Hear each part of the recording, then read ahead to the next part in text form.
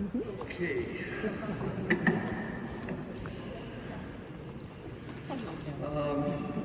I look across at all the people here, and I think it's safe to say that a lot of the people, maybe most of the people here, have a lot to thank Dave Smith for, whether you worked for Dave or you used his instruments, whatever. And I have a special thing to tell you about how Dave affected my life. I am a little older than Dave and got started in the engineering profession before he did. And in the 10 years of the 1960s, I worked in computer business, designing 93 general purpose computers and a bunch of stuff, and I really burned out. And come 1968, 69, I didn't want to ever work in that industry again. I didn't want to have anything to do with digital. And so I started building some analog electronic equipment for some musicians I met at UCLA, and got into the business by designing a ring modulator that I sold a few of, and later did a phase shifter, some other stuff like that. And I was really having a ball. It was kind of a hobby in a way. Then I built a little synthesizer module in 1974, and then the company that was selling all my pedals decided they didn't want to sell them anymore, and in 1975 I had to figure out what else I was going to do. But it still was really a hobby. It was a hobby. I didn't make a lot of money, but I didn't need any because I wasn't married. I didn't have a family. And then I got the idea in 1975 to put these synthesizer modules together and make a polyphonic machine. Again, it was just kind of for fun, but it did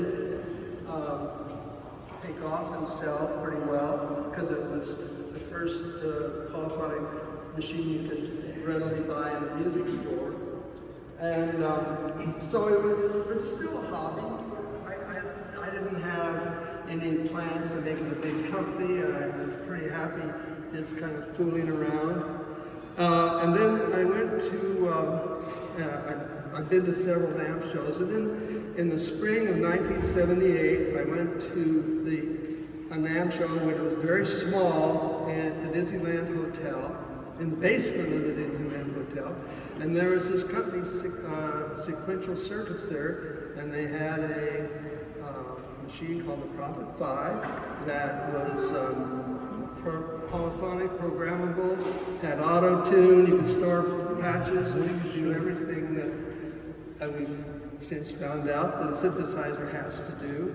And I looked at it and said, well, you know, so what? Well, by the end of 1978, I wasn't selling any synthesizers anymore because mine was so hard to use and Dave's was perfect.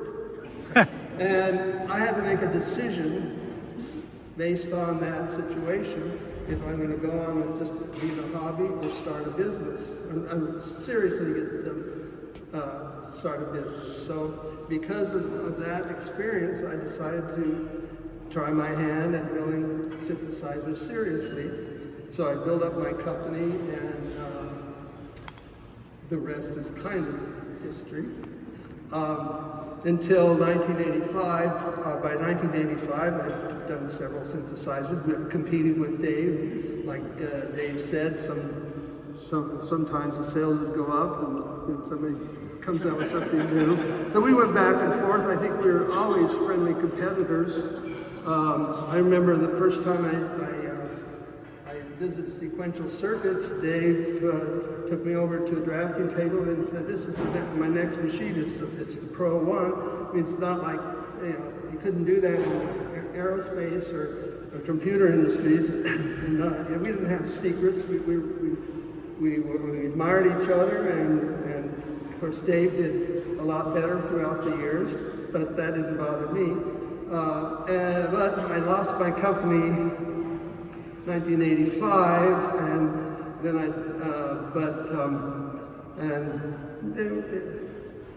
a lot of things happened through the 80s.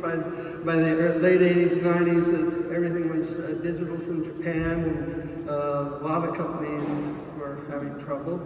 But then, for me, the next major thing where I have to thank Dave for is he obviously recognized what was going on, that analog was coming back.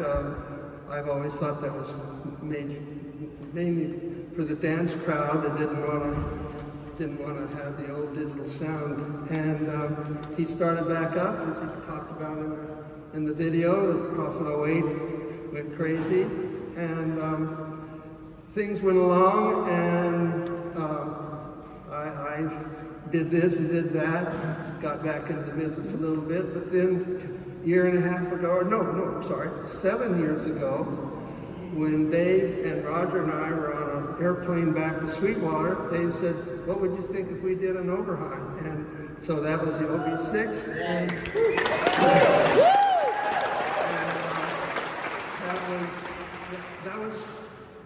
that was a sequential machine, but I made a little money on that. And,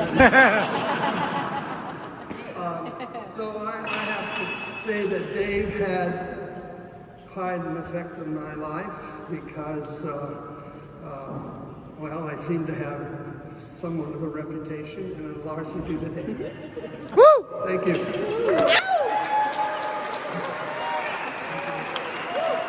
Joe's like, enough's enough. I hope that the next speaker isn't upset me, but the next speaker is a person who, when he was in the junior high, he came to the Oberheim factory and he bought an OB8. JJ Abrams. I'd like to introduce JJ Abrams.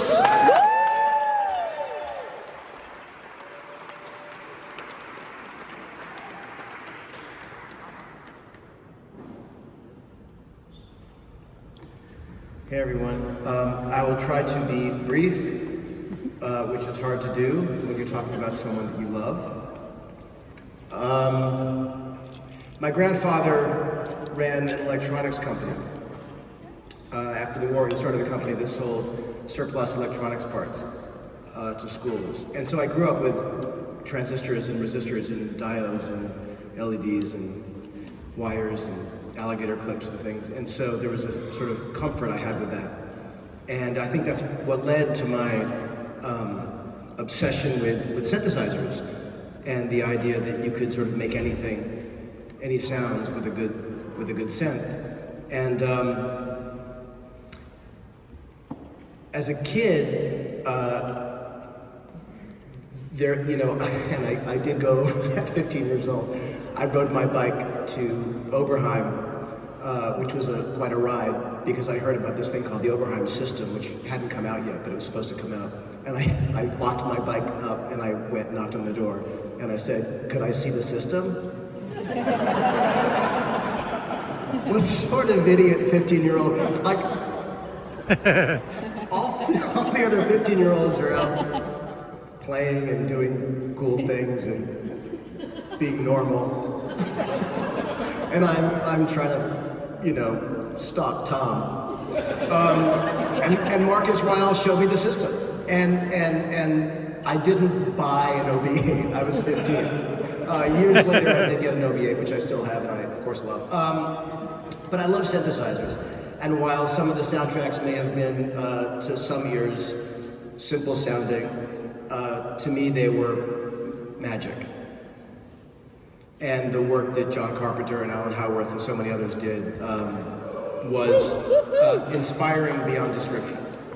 And I will say that although there are so many different synthesizers that I was obsessed with, the Prophet 5. The Prophet 5. It was just, it was it. It was the center of the universe. It was the gold standard. And the Prophet 10 was crazy. Who had a Prophet 10? I was like, well, God bless you. God bless you.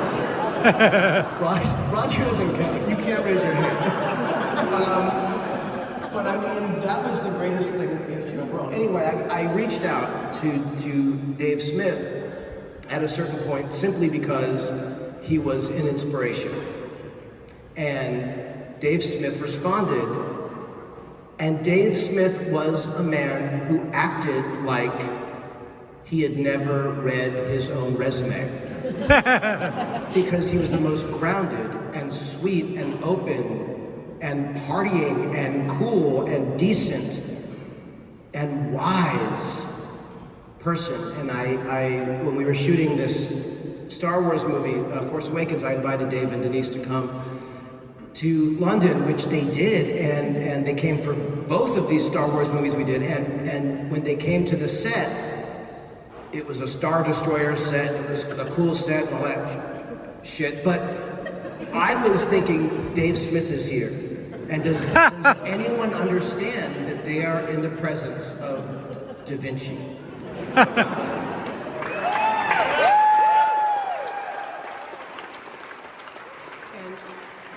This is a true story. I'm thinking this, wondering, does anyone even understand what the hell is going on here?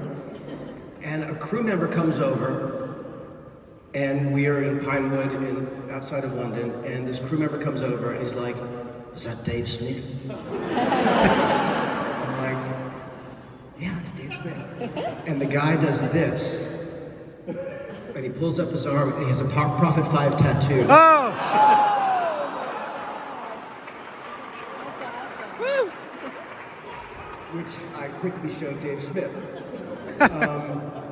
And he thought I was fucking with him. He thought I was like, and I'm in a church, I shouldn't be swearing. I was one of the lucky people, and I'm in a room, not just full of lucky people. I'm in a room of heroes of mine. I'm in a room of people who understood who Dave Smith was, and for whom Dave Smith was a hero. And it's a thing, real quick, and I'll shut up, that when they came out with that fantastic video for the OBX-8, and it started with Tom and Dave in a bar, and there were these coasters with the Oberheim logo, and as a fan, the beauty of Tom getting the company back and all that, and Dave being part of celebrating that and letting it be an Oberheim product and all that stuff, which is just so Dave.